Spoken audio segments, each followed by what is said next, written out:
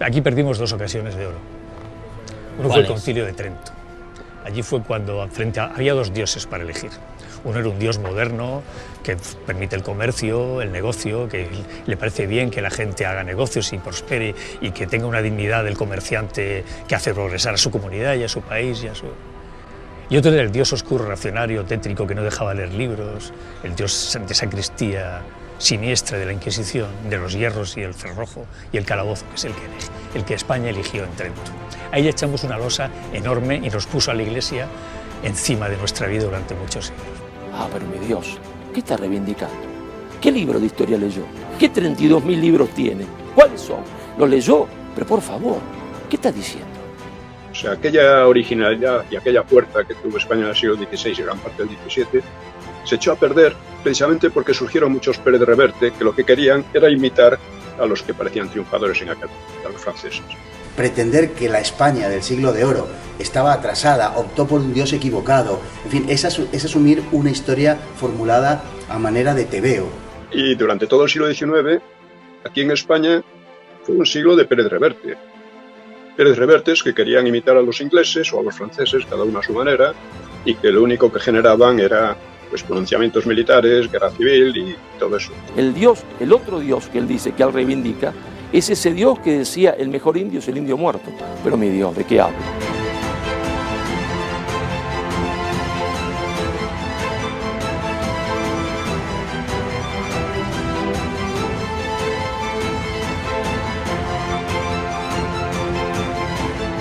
Nosotros estamos equivocados. Bueno, ¿y España? ¿Qué pasa con este país? Dices tú que nos equivocamos de Dios en Trento y que en vez de elegir el Dios luterano y de los protestantes, elegimos el Dios de Trento, de la Contrarreforma, y que ahí iniciamos ya un camino que nos ha venido llevando, en fin, fuera de las corrientes dominantes en el mundo. Estoy convencido de ello. Yo soy lector de historia, sobre todo, es lo que más leo, y con los años es lo que más leo. Y bueno, y además soy español, lúcido, he viajado, tengo una biblioteca razonable, miro hacia atrás y por eso te da un punto. Razonable, ¿no? Tienes 26.000 libros. 30.000 libros. 30.000, bueno, razonable. 26.000 fue la última vez. Y bueno, pero quiero decir que y yo estoy convencido de que España hemos tenido dos momentos en los cuales hemos perdido el tren de la historia. En Trento, apostamos por un Dios diferente, y en la Guerra de Independencia luchamos contra el enemigo equivocado. Son nuestros dos grandes pecados históricos. En Trento, porque resulta que cuando aparece un Dios moderno que dice, bueno, pues tú negocia, trabaja, sé ciudadano honrado, haz negocios y Dios te ve con buenos ojos, bueno, y crea ese mundo, ese mundo, digamos, mirando al futuro, que ha hecho sí posible en los países del norte, ¿no? Aquí seguimos todavía cerrados, nos quedamos con ese Dios oscuro, reaccionario, delata al vecino que no es buen cristiano, denuncia a la Inquisición aquel tal, escucha el cura en el púlpito, hijos míos, ese tipo de sociedad, ¿no? Entonces, ese Dios oscuro y reaccionario con el que nos quedamos en Trento marcó, ese Dios y sus ministros marcaron una sociedad. Sí, una sociedad, y además los que eligieron el otro Dios aprendieron a leer, porque tenían que leer la Biblia. La Biblia, claro. Mientras que nosotros no. Arrastramos un analfabetismo durante mucho tiempo y ellos se alfabetizaron enseguida. Aquí lo hacía el sacerdote, el obispo de turno, era el que leía por nosotros. No dejármelo a mí que yo interpreto, ¿no? Entonces el hechicero, ¿no? Entonces, claro, eso nos hizo acríticos, cobardes, delatores, analfabetos, ruines y viles y envidiosos para tantas cosas. Y como hemos tocado tantos temas, me gustaría meterme en uno, porque Arturo Pérez Reverte llegó a asegurar que España se equivocó de Dios en Trento. Abrazó el Dios del atraso y dejó perder el tren del progreso. Me gustaría ahora realizar alguna que otra pregunta sobre estos temas que me parece muy interesante, a ver qué puede opinar usted de esto. Bueno, Pérez Reverte, en mi opinión, es un bocazas típico de estos que hay tantos en España, que un poco de barra de bar, que habla de lo que no sabe, pero habla con mucho énfasis y con mucha historia. Por supuesto, Trento fue una gran contribución intelectual de la Iglesia española, y eso lo señalo en el libro, porque claro, no es simplemente decir que hubo una lucha, que los protestantes se aliaban con los otomanos y con quien fuera contra España, etcétera, porque fue una cosa permanente, ¿no? Y en gran medida muy vergonzosa, sino que examinar lo que era la ideología protestante. La ideología protestante destruye las bases de la moral, porque si una persona, las obras de una persona, lo que hace una persona en la vida, no tiene importancia para su salvación, entonces moralmente da igual una cosa que otra. De hecho, Lutero llegó a decir eso. En segundo lugar, el protestantismo fue un ataque por la espalda a España, una puñalada, y a la propia Europa. Porque, como le decía Erasmo y le decían otros, dice, mire usted, Lutero, está creando guerras civiles y disturbios por toda Europa, mientras nos están atacando los islámicos. Y Lutero se jactaba, no, al contrario. Nosotros, estos disturbios y estos problemas que usted ve son solo una pequeñez al lado de lo que va a venir. España creó una cultura original que desde entonces no ha tenido y que actualmente, digamos, la cultura española no pasa de ser, en general, ¿no? Pues no pasa de ser una especie de remedo de la cultura anglosajona, ¿no? El propio Pérez Reverte y gente así, pues son un chiste, ¿no? ¿Qué puede salir de sus tonterías? Pues más tonterías. Sí. Es una cosa lamentable, ¿no? Y bueno, pues España no perdió ningún tren, simplemente hizo lo contrario, hizo más o menos lo que estos preconizan. O sea, primero sumarse a la cultura francesa, que fue la siguiente, y que a su vez anquilosó y dio lugar a la hegemonía inglesa, ¿no? Se sumó a la cultura francesa y se esterilizó en gran medida. O sea, aquella originalidad y aquella fuerza que tuvo España en el siglo XVI y gran parte del XVII se echó a perder precisamente porque surgieron muchos Pérez Reverte que lo que querían era imitar a los que parecían triunfadores en aquel momento, a los franceses. Después vinieron los ingleses y en la actualidad, pues vamos, la colonización cultural que sufrimos de parte de las potencias anglosajonas, cultural y política y de todo. No hay más que ver Gibraltar, ¿no? Gibraltar es una humillación permanente y el recuerdo permanente de la decadencia española. Bueno, pues eso, pues ya digo, el problema que tuvo España no fue mantenerse entonces en una cultura propia, sino el renunciar a ella para supuestamente meterse en la senda del progreso que marcaba Francia y que luego marcaría Inglaterra. Pero nos ha ido muy mal con eso. Nos ha ido muy mal. Ya digo, desgraciadamente tenemos muchos Pérez Reverte. ¿Qué le vamos a hacer? Bueno, vamos a hacer algo, ¿no? Hay que señalar las cosas como son. Es lo que decía también César Vidal y otros. Claro, España perdió el camino del progreso. No, quedó como potencia menos importante durante el siglo XVIII, una potencia política y militarmente importante, una gran potencia todavía, pero un tanto supeditada y culturalmente muy poco importante, muy poco, o sea, con muy poco jugo propio, ¿no? Y luego en el siglo XIX, después de la invasión napoleónica, ya fue el desastre. Durante 3 siglos España había sido el país internamente más estable y con menos guerras civiles de Europa, y se convirtió en uno de los países con más guerras civiles, más inestable, más fuertemente dividido. Perdió el imperio, en la guerra contra los franceses tuvo la desgracia de tener el aliado más indeseable que podía pensarse, que era Inglaterra. Y durante todo el siglo XIX, aquí en España, fue un siglo de Pérez Reverte. Pérez Revertes que querían imitar a los ingleses o a los franceses, cada uno a su manera, y que lo único que generaban era pues, pronunciamientos militares, guerra civil y todo eso.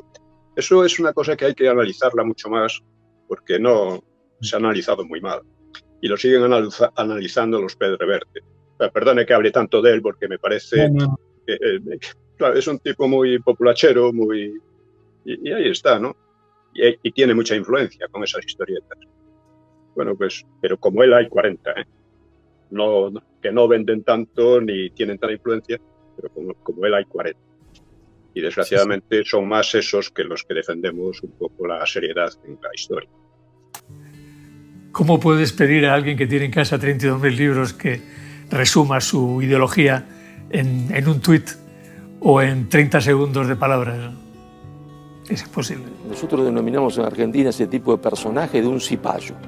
El cipayo era el soldado indio, así, en la India, que trabajaba para Gran Bretaña. Expresa la mente de un colonizado cultural, de un subordinado cultural de forma absoluta, que tendrá 30.000 libros y jamás entendió nada de lo que leyó, ¿verdad?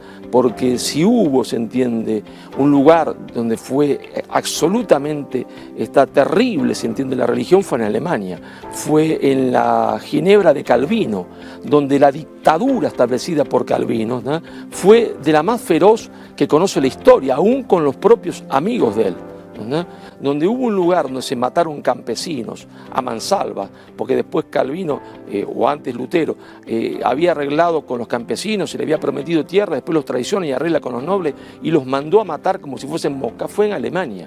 Si hubo, se entiende, una región del mundo donde se une el desprecio por el hombre que llevó a la Segunda Guerra Mundial y al genocidio, fue en Alemania, porque el antisemitismo nace, se entiende, en Alemania, entre otras cosas, o es reforzado, entre otras cosas, por Lutero. Es decir, hay una línea directa entre Lutero, se entiende, y los nazis. Y ese señor habla de qué? Habla, se entiende, con gloria de Alemania, que causó, se entiende, el genocidio, se entiende, antes de la Segunda Guerra Mundial. Habla con gloria de Inglaterra. Qué bárbara, qué linda que era Inglaterra, donde los niños trabajaban 18 horas en una mina de carbón. Qué lindo que era Inglaterra, que manda a ordenar a la reina Victoria que le corten el dedo a todas las mujeres de la India para que no puedan competir con sus telares, con los telares de Manchester. Eso es lo que él reivindica. Ah, pero mi Dios, ¿qué está reivindicando? ¿Qué libro de historia leyó? ¿Qué 32.000 libros tiene? ¿Cuáles son? ¿Los leyó? Pero por favor, ¿qué está diciendo? Miles y miles de hombres masacrados en la India. ¿De qué habla? Ensalzando el imperialismo más feroz que ha conocido la historia de la humanidad, el imperialismo inglés. Cuando los ingleses van a Australia, había aproximadamente 1 millón de personas. Se dice usted 600.000, 1 millón, 1.200.000. Y los ingleses dicen, es tierra nubis. Porque parece ser que los tipos que caminaban ahí, que estaban en 2 patas, hablaban, no eran seres humanos. Eran dignos de ser exterminados todos como hormigas. Eso es lo que él reivindica. Ese es el mundo anglosajón y protestante que él reivindica. Pero cuando España fue a América, terminó con el genocidio de los aztecas, terminó con el embrutecimiento. Es decir, hay que poner datos precisos. Prescott, que es el más favorable a los mayas, dice que morían 20.000 personas por año en los altares aztecas, que se los comían. Cortés detiene un genocidio, España detiene un genocidio. España salva a América, no hace como los ingleses, que en una de las noches más terribles, más frías de la historia de América del Norte reparten frazadas con viruela para que los indios se mueran, porque la política era el mejor indio es el indio muerto, porque la Biblia somos nosotros, decían ellos, nosotros somos del nuevo pueblo elegido por Dios y ellos son la nada, son animales. Ese es el Dios que él dice que nos equivocamos. El otro Dios que él dice que él reivindica es ese Dios que decía el mejor indio es el indio muerto. Pero mi Dios, ¿de qué habla? Si fuera un anglosajón se podría entender lo que dice. Al ser un español, el asunto adquiere un matiz bastante más negativo, ¿no? Yo creo que es la asunción por parte de una élite cultural, en este caso, y comunicativa española, de la peor versión de nosotros mismos. Es decir, pretender que la España de Trento, que la España del Barroco, fue una España atrasada